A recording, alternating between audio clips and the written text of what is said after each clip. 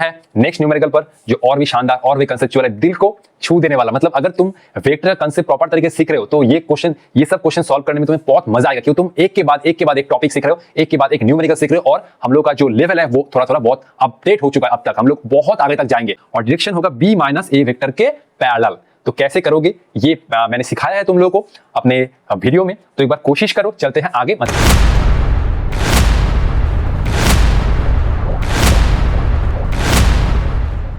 तो ये हुआ आज का हमारा पहला न्यूमेरिकल जो बहुत कंसेप्चुअल है, और इस प्रॉब्लम हमें डॉट प्रोडक्ट और वेक्टर एडिशन का कंसेप्ट चाहिए। Given A vector plus B vector equal to C vector, ये हुआ triangle law of vector addition, या बोल सकते हो parallelogram law of vector addition. And C vector is perpendicular to A, अगर कोई वेक्टर मान लो दो वेक्टर परपेंडिकुलर है तो डॉट प्रोडक्ट क्या होता है, 0। एंड फर्दर ए वेक्टर और सी वेक्टर का मैग्नीट्यूड सेम है, मॉड मतलब दोनों वेक्टर का मैग्नीट्यूड सेम है। What is the angle between A vector and B vector, तो ए वेक्टर और बी वेक्टर के बीच में हमें एंगल ढूंढना है इन टर्म्स ऑफ रेडियन। मैं बोलूंगा इस क्वेश्चन को खुद से एक बार करने का पूरा कोशिश करो, क्योंकि अगर पेन चलाना नहीं सीखे तो वेक्टर के ऊपर मास्टरी हासिल नहीं कर पाओगे। तो एक बार वीडियो पॉज करके खुद से जरूर कोशिश करो, फिर हम लोग इसका सॉल्यूशन डिस्कस करते हैं। तो 1 2 3 4 5 6 7 8 9 10, इसका ऑप्शन है ऑप्शन नंबर सी। तो चलो देखते हैं क्वेश्चन क्या कह रहा है। पहले एक काम करो, जो देखो इस क्वेश्चन में 3 स्टेटमेंट गिवन है। एक तो हुआ ये वाला स्टेटमेंट, दूसरा हुआ ये स्टेटमेंट, तीसरा हुआ ये स्टेटमेंट। सिंपल। तो पहले हम लोग फर्स्ट स्टेटमेंट से काम शुरू कर रहे हैं। ये हुआ ए वेक्टर प्लस ये हुआ बी वेक्टर और ये हुआ सी वेक्टर। दोनों साइड से तुम मैग्नीट्यूड ले लो। ये हुआ mod of A plus B vector equal to ये हुआ मॉड ऑफ सी वेक्टर। तो ये हुआ under root A square plus B square और ये हुआ 2ab और ये हुआ cos थीटा, और mod C vector means simple c। तो दोनों साइड से अब स्क्वायर करो तो ये वाला रूट जो है गायब हो जाएगा। तो दोनों साइड से मैं स्क्वायर कर रहा हूं, A square plus B square. ये लाइन कहां से लिखा, triangle law of vector addition, याद है ये होता है रिजल्टेंट मैग्नीट्यूड। तो इस केस में सी वेक्टर क्या है, इन दोनों का रिजल्टेंट। तो ये दोनों साइड से मैंने मॉड अप्लाई किया, सी वेक्टर का ये हुआ मैग्नीट्यूड मतलब रिजल्टेंट का ये हुआ मैग्नीट्यूड, और ये मैं नेक्स्ट लाइन में स्क्वायर कर रहा हूं तो ये स्क्वायर रूट गायब। ये हुआ twice A B cos theta और ये हुआ सी स्क्वायर। ध्यान से अगर देखोगे तो सी वेक्टर, अच्छा ये स्टेटमेंट गिवन है ना कि mod of A vector equal to mod of C vector. इसका मतलब है कि ए वेक्टर और सी वेक्टर का जो मैग्नीट्यूड है वो सेम है। ये एक्चुअली नोटेशन तुम्हें आना चाहिए कि ये नोटेशन ए वेक्टर और सी वेक्टर का मैग्नीट्यूड सेम है। ये मॉड में लिखने का मतलब है मैग्नीट्यूड है, और इसको हम लोग ऐसे लिख सकते हैं। ये हम लोग बहुत बार डिस्कस कर चुके हैं कि कोई एक वेक्टर का मैग्नीट्यूड हम लोग ऐसे लिख सकते हैं या मॉड में वेक्टर के थ्रू लिख सकते हैं। तो नेक्स्ट मैं क्या कर रहा हूं, अच्छा नेक्स्ट में देख सकते हो तो ये हुआ A square equal square plus B square और ये हुआ twice A B cos theta. C equal to A है तो ये मैं ए स्क्वायर कर रहा हूं, ए स्क्वायर गायब। तो ये हुआ नेक्स्ट बी स्क्वायर प्लस ये हुआ ट्वाइस ए बी और ये हुआ इक्वल टू 0। नेक्स्ट मैं यहां से b को कॉमन ले सकता हूं, ये हुआ b plus 2a cos theta equal to 0, और ये मैं लिख सकता हूं b को इस साइड ले आऊं तो ये हुआ b plus 2a cos theta. अब एक ही उपाय है कि तुम्हें a और b को मतलब कोई एक को दूसरे के टर्म में रिप्रेजेंट करना होगा, और इसके लिए तुम्हें क्या करना होगा। देखो सेकेंड स्टेटमेंट में ये कह रहा है कि सी वेक्टर इज परपेंडिकुलर टू, मतलब सी वेक्टर और ए वेक्टर के बीच में एंगल है 90। तो सेकेंड स्टेटमेंट से तुम बी और ए के बीच में रिलेशन नहीं निकाल सकते, तुम्हें फर्स्ट स्टेटमेंट का ही मदद लेना होगा। तो इसके लिए मैं ये वाला इरेज कर रहा हूं, ठीक है, थोड़ा सा कॉपी कर लो इसको। तो 1 2 3। तो अब हम लोग एक स्टेटमेंट करने जा रहे हैं। अच्छा पहले हम लोग ये ही ले रहे हैं, तो ये हम लोग ले रहे हैं A plus B vector equal to ये हुआ सी वेक्टर। नेक्स्ट हम लोग सेकेंड स्टेटमेंट का मदद लेंगे कि सी वेक्टर और ए वेक्टर परपेंडिकुलर है। तो इसके लिए हम लोग क्या करेंगे, बी वेक्टर को यहां पर रख रहे हैं और ये हुआ C vector minus A vector. अब हमें वेक्टर सब्ट्रैक्शन का भी मदद लेना होगा। तो दोनों साइड से मैं मॉड अप्लाई कर रहा हूं, ये हुआ मॉड और ये हुआ C vector minus of A vector. तो बी वेक्टर का ये हुआ मैग्नीट्यूड और ये होता है कितना, अंडर रूट क्या होता है A square plus B square minus twice A B cos theta. तो ये हुआ सी वेक्टर का मैग्नीट्यूड सी स्क्वायर और ये हुआ twice A C cos theta और ये हुआ ए स्क्वायर। सी और ए वेक्टर क्या था, सी और ए वेक्टर परपेंडिकुलर है, तो ये हुआ सी वेक्टर और ए वेक्टर परपेंडिकुलर, मतलब दोनों वेक्टर के बीच में जो एंगल है 90, तो एंगल 90 होता है, तो ये हुआ cos 90 इक्वल टू 0। तो यहां पर cos थीटा क्या होगा, 0 होगा, दोनों वेक्टर परपेंडिकुलर है, तो ये वाला बीच का टर्म गायब, तो ये हुआ b equal to under root ये हुआ सी स्क्वायर प्लस ये हुआ ए स्क्वायर।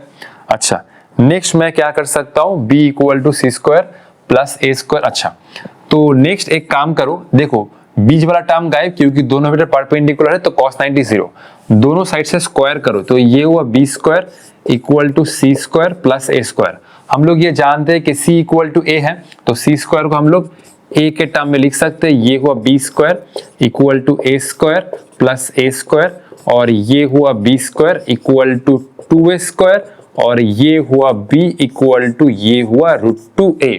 तो देखो फाइनली हम लोग एक ही स्टेटमेंट के मदद से और सेकेंड स्टेटमेंट का सहारा लेके b और a के बीच में रिलेशन निकाल चुके हैं। अब हम लोग क्या करने जा रहे हैं, देखो अब हम लोग ये b plus 2a cos theta ना, ये हुआ b plus 2a cos theta, इसी लाइन को मैं इस लाइन को मैं फिर से लिख रहा हूं, तो ये हुआ b इक्वल √2a, तो ये हुआ √2a plus 2a cos theta. मैं एक काम कर रहा हूं, √2a को कॉमन ले रहा हूं, ये हुआ √2a 1 प्लस ये हुआ √2 cos थीटा इक्वल टू 0। तो क्या हो रहा है, देखो ध्यान से देखो, √2a तो 0, तो ये हुआ 1 plus √2 cos theta equal to 0। तो ये हो रहा है cos theta equal to -1/√2। cos theta equal to -1/√2 कब होता है, क्या क्या ऑप्शन था, π/2, π/4, 3π/4 और क्या था पाई। तो अगर मैं देखो π/4 मतलब क्या हुआ, π/4 मतलब ये हुआ 45 डिग्री, π/2 मतलब ये हुआ 90 डिग्री, 3π/4 इसका मतलब क्या हुआ 135 डिग्री और ये था पाई, ठीक है। तो पाई मीन्स 180। ध्यान से अगर देखोगे तो cos 45 क्या होता है 1/√2 नहीं है, cos 90 क्या होता है 0, cos 180 क्या होता है -1, cos 135 भी होता है -1/√2। ऑल साइन tan cos करोगे तो cos 135 डिग्री का वैल्यू है 1/√2। तो ये हुआ cos ऑफ 135 डिग्री और थीटा इक्वल टू है 135 डिग्री जो है 3π/4 रेडियन। तो ये हुआ हमारा ऑप्शन सी, ये हुआ ऑप्शन सी 3π/4 रेडियन।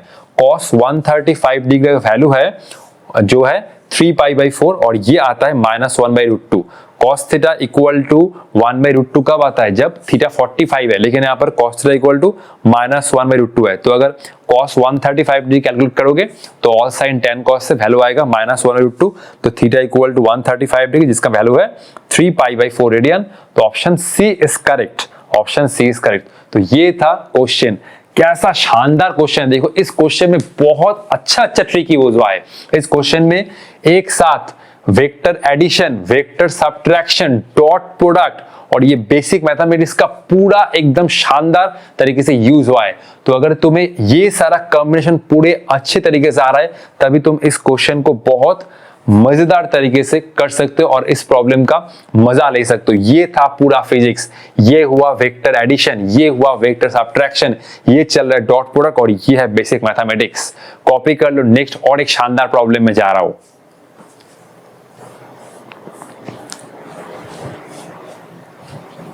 तो ये हुआ और एक शानदार क्वेश्चन और इस प्रॉब्लम में तुम्हें यूनिट वेक्टर और डॉट प्रोडक्ट का कंसेप्ट चाहिए होगा।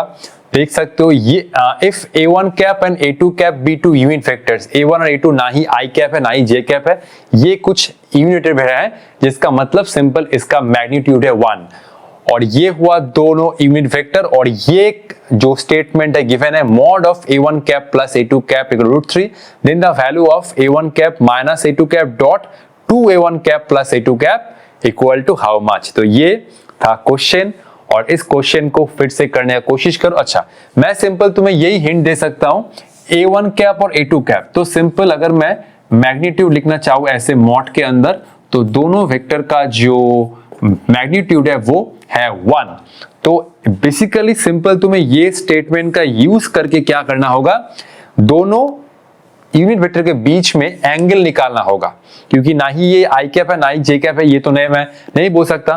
तो ये दोनों वेक्टर के बीच में निकालना होगा एंगल, मतलब यूनिट वेक्टर। फिर उस एंगल को तुम्हें ये स्टेटमेंट सॉल्व करने के लिए यूज करना होगा। तो एक बार वीडियो, बहुत शानदार क्वेश्चन है, बहुत शानदार क्वेश्चन है। अगर तुम्हें डॉट प्रोडक्ट का फील लेना होगा और तुम्हें चाहते हो कि इस टाइप के प्रॉब्लम के ऊपर महारत हासिल करना, तो ये प्रॉब्लम तुम्हें वो मौका दे रहा है।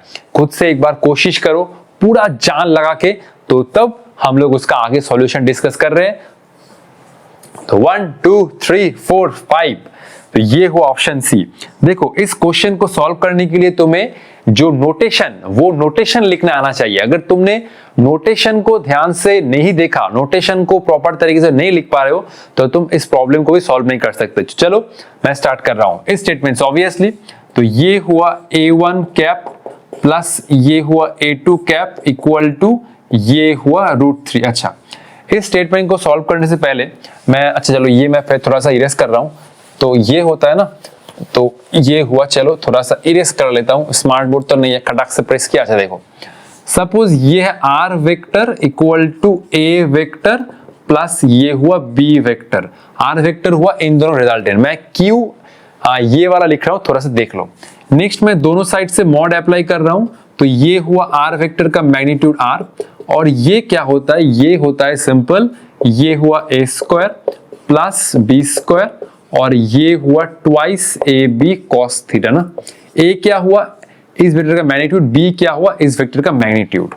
क्लियर? अच्छा, तो नेक्स्ट यही कंसेप्ट हम लोग इसमें अप्लाई कर रहे हैं। क्या होता है सिंपल देखो, तो ये हुआ अंडर रूट क्या होता है, पहले A वेक्टर का ये हुआ मैग्नीट्यूड, तो ये देखो मॉड, ये हुआ A1 कैप इसका स्क्वायर प्लस क्या हुआ B वेक्टर का मैग्नीट्यूड उसका होल स्क्वायर, तो ये हुआ A2 कैप, ये हुआ A2 कैप उसका magnitude plus whole square. Next 2 क्या होता है, A और B, मतलब इस वेक्टर का ये हुआ मैग्नीट्यूड, B वेक्टर का ये हुआ मैग्नीट्यूड। तो नेक्स्ट ये हुआ A1 कैप, ये हुआ A2 कैप, और ये हुआ cos थीटा इक्वल टू ये हुआ √3। क्लियर? अब नेक्स्ट A1 और A2 दोनों वेक्टर का मैग्नीट्यूड क्या है, सिंपल 1। तो ये हुआ मॉड ऑफ, देख सकते हो A1, तो ये हुआ 1 होल स्क्वायर प्लस ये हुआ 1 होल स्क्वायर, ये हुआ 2 इंटू 1 इंटू 1, और ये हुआ cos थीटा, और ये हुआ √3। तो ये हुआ प्रॉपर नोटेशन के साथ। तो ये हुआ अंडर रूट, कितना हुआ, ये हुआ 1, अच्छा ये हुआ 1 प्लस 1 2, तो ये हुआ कितना 2 प्लस 2 cos थीटा इक्वल टू √3। दोनों साइड से स्क्वायर करो, रूट गायब, 2 प्लस 2 cos theta equal to 3, root गायब, तो ये हुआ 2 cos theta equal to 3 minus 2 1। तो आगे कहां करूं, चलो यहां पर ही कर रहा हूं। तो ये हुआ cos थीटा इक्वल टू 1, और ये हुआ, अच्छा अरे ये तो 1 का हुआ है, तो हाफ हुआ ना, 2 cos थीटा इक्वल टू 1, तो ये हुआ cos थीटा इक्वल टू ये हुआ हाफ, और ये हुआ theta equal to 45 degree. cos theta equal to half, theta equal to 45 degree. Next हम लोग यही एंगल इसको सॉल्व करने के लिए यूज करेंगे। कॉपी कर लो, मैं थोड़ा ये वाला पार्ट इरेज करके लेता हूं। तो 1 2 3, तो नेक्स्ट ये हमें सॉल्व करना है, और ये हुआ एंगल। तो चलो सॉल्व करते। अच्छा देखो, पहले डॉट प्रोडक्ट से भी देख लो एक बार। अगर ये होता है A वेक्टर, ये होता है B वेक्टर, तो ये हुआ A वेक्टर का मैग्नीट्यूड, ये हुआ B वेक्टर का मैग्नीट्यूड, और ये हुआ इन दोनों के बीच में angle cos theta. A vector को हम लोग ऐसे भी लिख सकते हैं AB cos थीटा। सिंपल ये हुआ A वेक्टर का मैग्नीट्यूड, ये हुआ B वेक्टर का मैग्नीट्यूड। मैग्नीट्यूड का सिंपल दोनों नोटेशन होता है, एक होता है सिंपल ये वाला, एक होता है मॉड के अंदर वेक्टर देके, बस यही और कुछ नहीं है।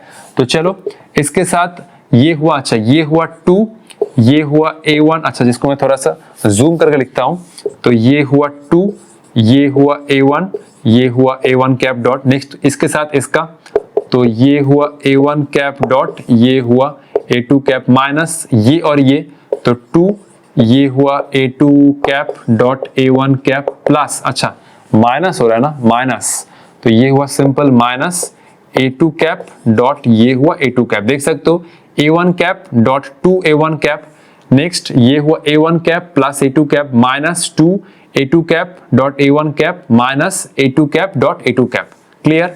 अच्छा, तो नेक्स्ट डॉट प्रोडक्ट में क्या होता है भाई, अगर मैं इसको पूरा ब्रेक डाउन करके लिखूं तो ये हुआ सिंपल 2 A डॉट B ना क्या होता है A B cos थीटा, तो पहले इसका लिखो मैग्नीट्यूड A1 कैप, ये हुआ इसका मैग्नीट्यूड A1 कैप, और इन दोनों के बीच में एंगल क्या होगा 0 डिग्री, क्या होता है सिंपल A डॉट A, दोनों वेक्टर के बीच में अगर एंगल 0 होता है तो क्या होता है A स्क्वायर, तो ठीक ही है, ये दोनों तो सेम ही है। नेक्स्ट ये देखो ये हुआ, अच्छा नेक्स्ट ये हुआ, अच्छा इसको मैं अभी ऐसे रख रहा हूँ A1 cap dot A2 cap, इसको मैं ऐसे लिख रहा हूँ, अच्छा कोई बात नहीं। नेक्स्ट देखो A डॉट B और B डॉट A सेम होता है, डॉट प्रोडक्ट क्या होता है कॉम्यूटेटिव, तो इसको मैं अब 2 A1 डॉट A2 लिख रहा हूँ प्लस, अच्छा ये हुआ माइनस, नेक्स्ट ये हुआ इसका मैग्नीट्यूड, ये हुआ A2 कैप, नेक्स्ट ये हुआ इसका मैग्नीट्यूड A2 कैप, और इन दोनों के फिर से इन दोनों के बीच में फिर से एंगल ये हुआ 0 डिग्री, तो सिंपल इसको मैं थोड़ा सा साइड में रख रहा हूं,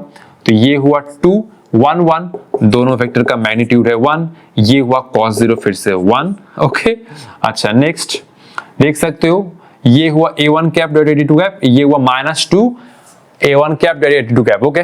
तो ये क्या हो रहा है सिंपल 1 माइनस 2, ये हुआ minus A1 cap dot A2 cap, अच्छा फिर से ये हुआ 1 इंटू 1 और ये हुआ 1, देख सकते हो 2 1 1, मैग्नीट्यूड क्या है 1 1 1 cos 0 1, ये 1 minus 2 simple algebra minus A1 cap A2 cap, और ये माइनस इसका मैग्नीट्यूड 1 इसका मैग्नीट्यूड 1, और ये हुआ cos 0 1, क्लियर। तो ये हुआ सिंपल 2, और ये हुआ A1 cap dot A2 cap, और ये हुआ सिंपल 1, तो ये हुआ कितना 1 minus A1 cap dot A2 cap, तो नेक्स्ट 1 माइनस इसका मैग्नीट्यूड ये इसका मैग्नीट्यूड ये, और इन दोनों के बीच में एंगल ये हुआ cos थीटा, 0 मत लिख देना, हाँ ओके।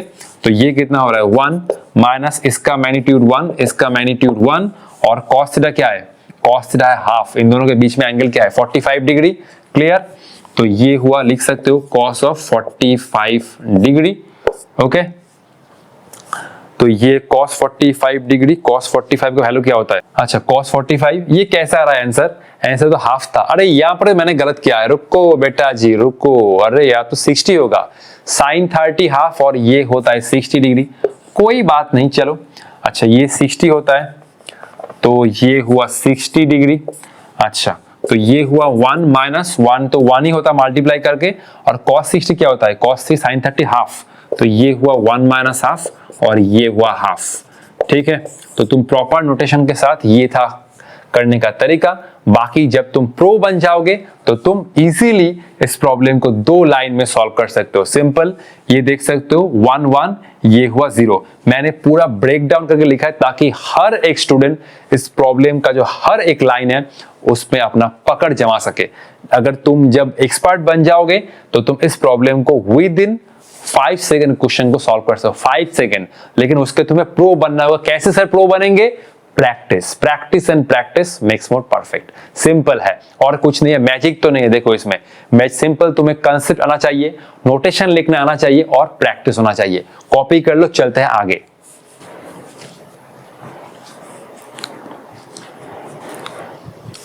तो ये हुआ न्यूमेरिकल नंबर 3, क्वेश्चन सॉल्व करके दिल खुश हो जाएगा, ऐसा न्यूमेरिकल लाया हो। If a cap and b cap are 2 unit vectors, तो ठीक है इन दोनों का मैग्नीट्यूड 1 है, such that a cap plus 2b cap and 5a cap minus 4b cap are perpendicular to each other।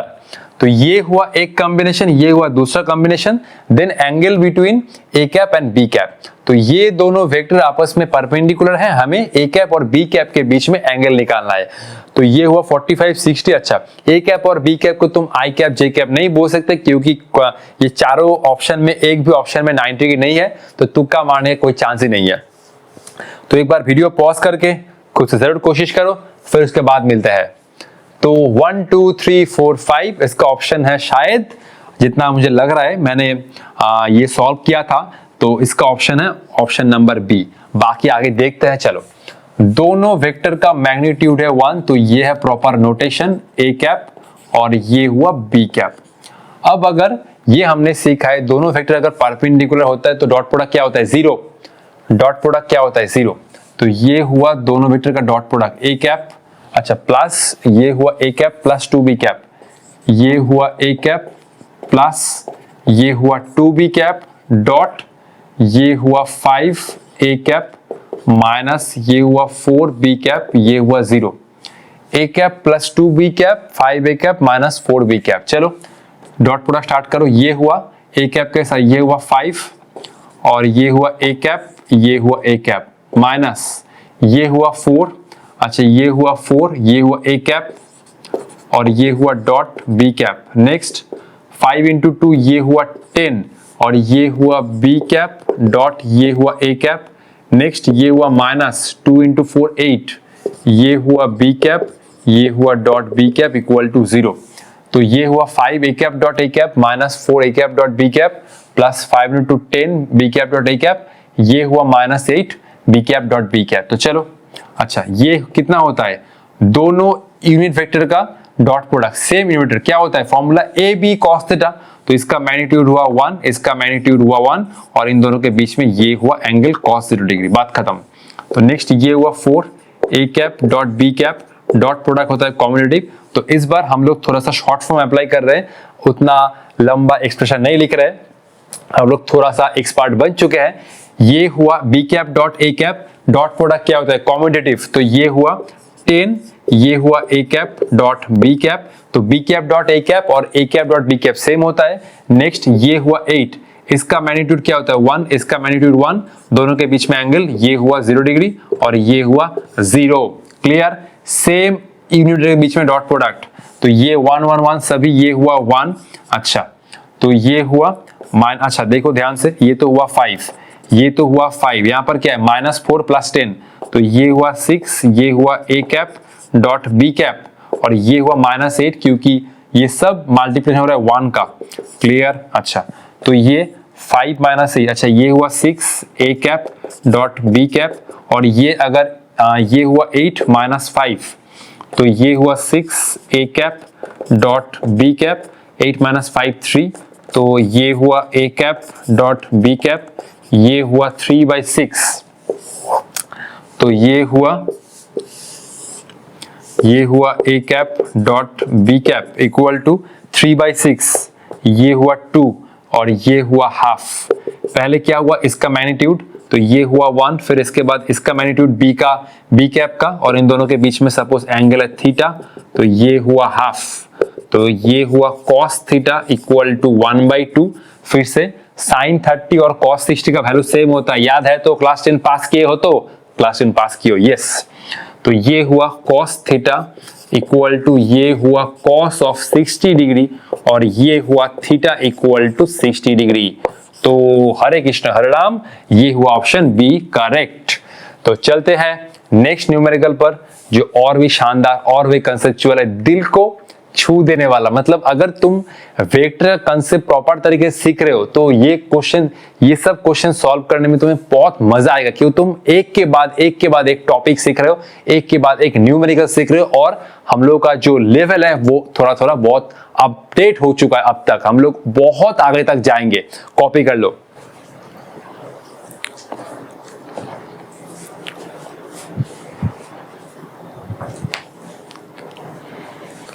तो ये हुआ और एक शानदार क्वेश्चन और ये होगा आज का हमारा last question. If A vector equal to 2i cap plus √7j cap and B vector equal to 5i cap plus √7j cap minus 3k cap, then the vector whose magnitude is equal to a vector dot b vector and parallel to b minus a vector is। तो अभी रात के बज रहे 12 और हम लोग एक नया क्वेश्चन स्टार्ट करने जा रहे हैं। तो हमें एक वेक्टर ढूंढना है जिसका मैग्नीट्यूड है a डॉट बी वेक्टर की इक्वल, मतलब एक आएगा इसका मैग्नीट्यूड जो एक आएगा scalar number and parallel to B vector minus A vector. तो वेक्टर का मैग्नीट्यूड होगा a डॉट बी वेक्टर के साथ इक्वल और डायरेक्शन होगा b माइनस ए वेक्टर के पैरेलल। तो कैसे करोगे ये मैंने सिखाया है तुम लोगों को अपने वीडियो में, तो एक बार कोशिश करो। चलते हैं आगे, मतलब कॉपी कर, मतलब क्या बोल रहा हूँ, अभी बहुत नींद आ रहा है इसके वजह से कुछ अनाप शनाप बक रहा हूँ मतलब ट्राई कर लो, चलते हैं आगे। तो 1 2 3 4 5 ऑप्शन बी इज करेक्ट। तो चलो, तो हमें क्या करना होगा, पहले हमें ये a डॉट बी करना होगा, a डॉट बी।